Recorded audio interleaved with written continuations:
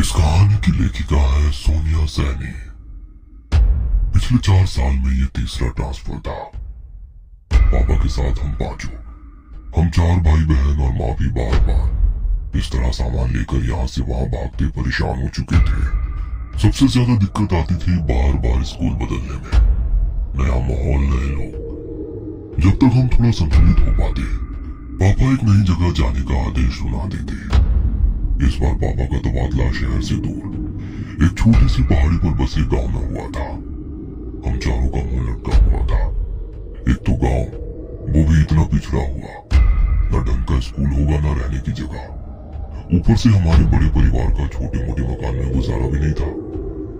पापा ने बताया कि रहने के लिए डाक विभाग की ओर से एक पुराना बंगला तैयार कर दिया गया है, कोई दिक्कत नहीं आएगी। भारी मन से हमने अपना शहर वाला मकान छोड़ा और पहाड़ी के लिए निकल पड़े। हम 4 भाई बहनों में सबसे बड़ा मैं, रवि, फिर मुझसे छोटा सचिन, फिर हमारी 2 छोटी बहनें, एक विनी जो 14 साल की थी और सबसे छोटी सोनी थी। विनी चारों भाई बहनों में सबसे ज्यादा चंचल और खिलंदा स्वभाव की थी। हर समय हंसना, मुस्कुराना, खेलना, कूदना, सबको परेशान करना, यही उसकी दिनचर्या थी। हम नए बंगले में पहुंच चुके थे। बंगला हमारे अंदाजे से कहीं गुना बड़ा था। बंगले का एक भाग हमारे रहने के लिए साफ किया गया था। बाकी लगभग आधे भाग में कहीं ताले जड़े थे तो कहीं भयंकर टूट फूट मची थी। कहीं कहीं दरवाजे पर सांकल लगाकर छोड़ा गया था। हम बंगले को घूम घूम कर देख ही रहे थे कि एक बूढ़ी महिला लाठी टिकाते आ गई। उन्होंने बताया कि उनके पुरखे भी इसी हवेली की देखरेख करते थे। वो अपने माता पिता की इकलौती संतान थी। शादी के कुछ समय बाद ही उसके पति का देहांत हो गया तो वो वापस अपने मायके आ गई और इसी हवेली की देखरेख करने लगी। हमारी लगभग 75 साल की बूढ़ी महिला थी। हमारे परिवार को देखकर उन्होंने मेरी दोनों छोटी चुलबुली बहनों के सर पर प्रेम से हाथ फेर कर कहा, अल्लाह हाफिज। आप मुस्लिम हैं?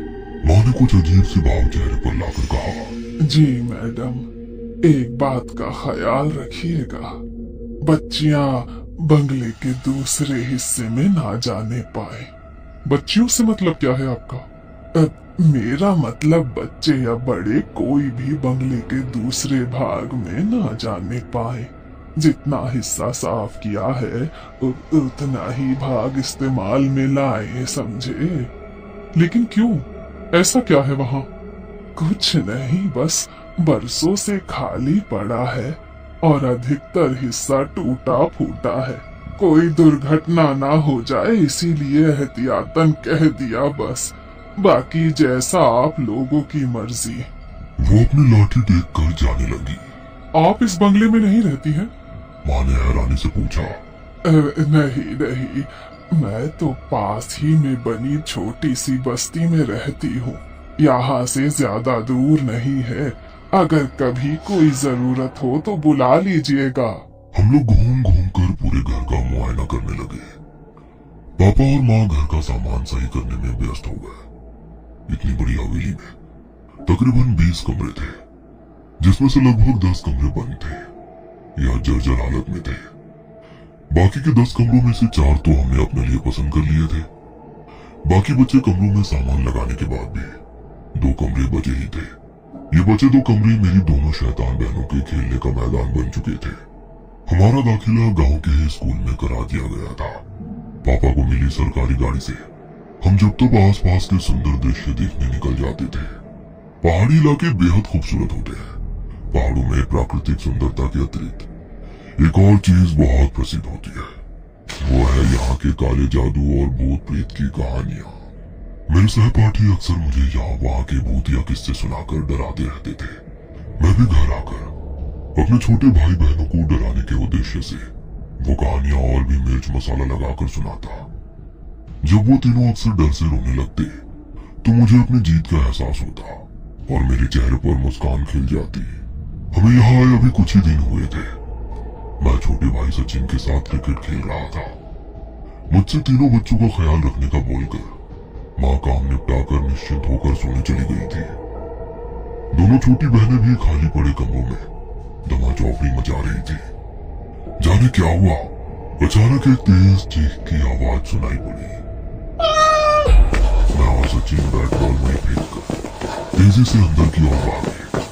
चीख की आवाज सुनकर माँ भी अपने कमरे से दौड़ती हुई बाहर निकल आई थी।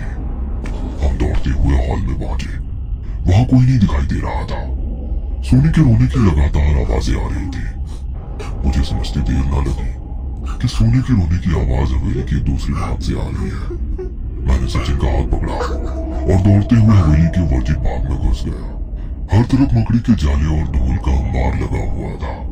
सामने देखा तो विनी नीचे बेहोश पड़ी थी और सोनी उसके पास खड़ी जोर जोर से रो रही थी। लगभग उसी समय माँ भी हमारे पास पहुंची। विनी को बेहोशी की हालत में देखकर माँ की चीख निकल गई। किसी तरह विनी को लेकर हम बाहर हवादार कमरे में आए। सोनी को पुचकार कर चुप कराने के बाद मैंने उससे पूछा, तुम चीखे क्यों और विनी कैसे बेहोश हो गई? भैया मैं नहीं चीखी, मैं तो विनी को खोजती हुई बाहर हॉल में गई थी। वो शायद अंदर वाले कमरे में छिपने गई थी। उसकी चीख की आवाज सुनकर मैं भाग कर आई तो वो ऐसे नीचे पड़ी हुई थी। सोनी ने सुबकते हुए बताया। माँ विनी को देखकर रोने लगी थी। मेरी हालत भी खराब हुए जा रही थी। माँ को संभालूं, सोनी को संभालूं या फिर बेहोश पड़ी विनी को देखूं। सचिन दौड़कर 2 गिलास पानी लिया। एक गिलास माँ को थमाकर दूसरे से विनी के चेहरे पर छींटे मारे तो वो धीरे धीरे होश में आने लगी। विनी को कुशल मंगल देखकर माँ और सोनी का रोना थम गया था। माँ ने प्यार से विनी के सर पर हाथ रखकर पूछा, क्या हुआ बेटा, तुम बेहोश कैसे हो गई? ओ माँ, मैं छिपने के लिए जगह ढूंढ रही थी। वहाँ उस कमरे के दरवाजे पर साकल बंद थी और उस पर रक्षा सूत्र बंधा हुआ था। मैंने उसे खोलकर कमरे में जैसे ही प्रवेश किया, वहाँ सब धुआं धुआं सा दिखने लगा। कुछ अजीब सी महक आ रही थी। वहीं से मैंने बाहर निकलने की कोशिश की तो लगा जैसे बाहर आने का रास्ता ही खो गया है। मुझे बहुत डर लग रहा था, इसीलिए मैं डर के मारे चीख पड़ी। उसके बाद मुझे नहीं पता मैं यहाँ कैसे आई। विनी ने पानी पीते हुए बताया, मतलब तुम कमरे के अंदर थी तो बाहर कैसे निकली? तुम तो कमरे के बाहर नीचे पड़ी हुई थी। सचिन ने कहा, मुझे नहीं पता भैया, लेकिन मुझे बहुत डर लग रहा है।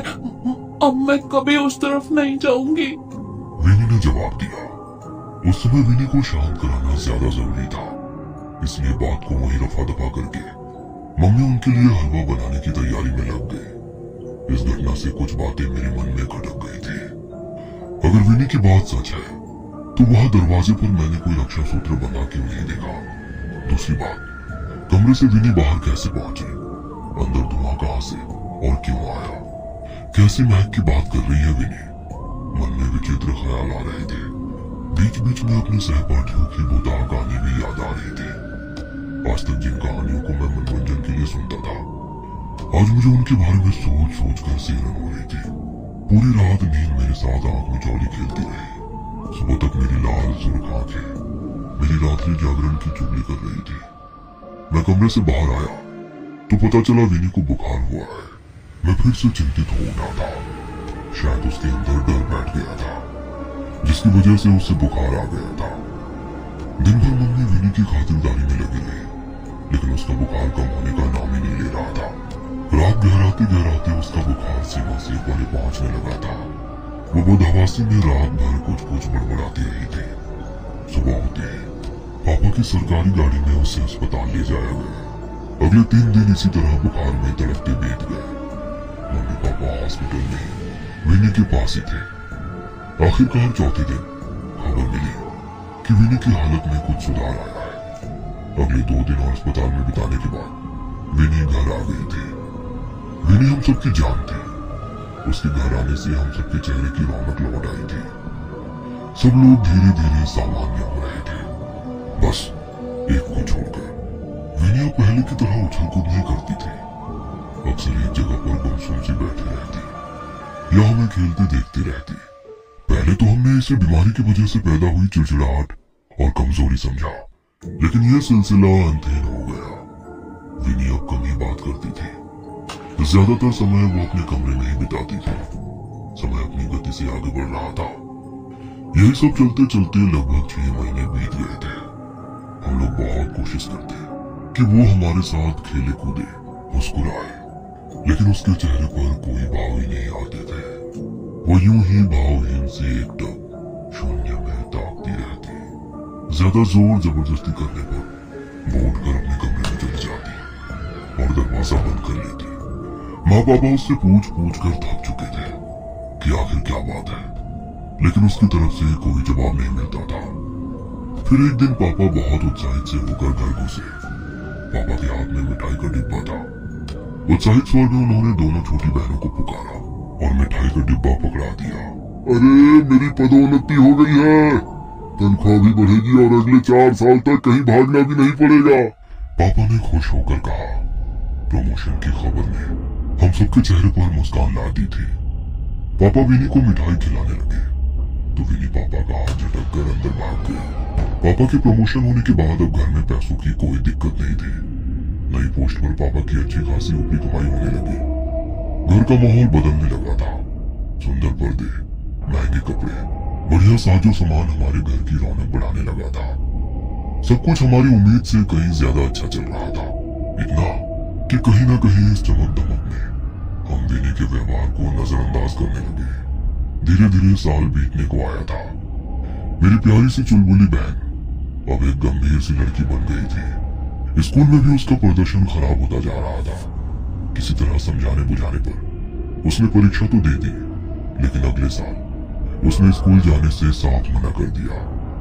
1 साल के भीतर ही उसकी शारीरिक और मानसिक स्थिति में बहुत परिवर्तन आ गया था। वो छोटी बच्ची अब एक परिपक्व सी लड़की नजर आने लगी थी। मेरा दाखिला भी कॉलेज में हो गया था। मैं देर रात तक जागकर अपने असाइनमेंट बनाता था। उस रोज रात में पढ़ते पढ़ते मैं काफी देर तक जाग रहा था। अचानक मुझे किसी के फुसफुसाकर बात करने की आवाज सुनाई पड़ी। आवाज मर्दानी थी। मैं कुछ शंकित सा हो उठा। धीमे धीमे सदे हुए कदमों से मैं हॉल में पहुंचा तो आभास हुआ कि आवाज विनी के कमरे से ही आ रही है। मैंने चुपके से जागकर विनी के कमरे में देखा तो वो एक दीवार की ओर मुड़ करके फुसफुसाते हुए कुछ बात कर रही थी। कमरे में विनी के अलावा कोई नहीं था और सबसे ज्यादा मुझे उसकी आवाज में चिल्लक कर रही थी। दिन भर एक शब्द मुंह से ना निकालने वाली लड़की आधी रात को दीवारों से मर्दाना आवाज में बात कर रही थी। किसी तरह मैंने अपनी चीख को गले में ही दबाकर वहां से निकलना उचित समझा। रात काफी हो चुकी थी। मैंने फिलहाल किसी को भी जगाना ठीक नहीं समझा। उस रात मैंने कैसे करके एक एक पल बिताया मैं शब्दों में बयान नहीं कर सकता। सुबह होते ही मैंने मम्मी पापा को सारी बात बताई। माँ किसी अनहोनी की आशंका से कांप उठी थी।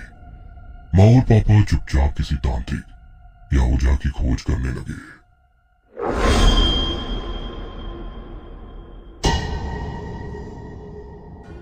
ये कहानी आपको अच्छी लगी हो तो हमें सब्सक्राइब करें, हमारा इंस्टाग्राम और फेसबुक पेज जरूर फॉलो करें और हाँ दोस्तों, सब्सक्राइब करना भूलना नहीं।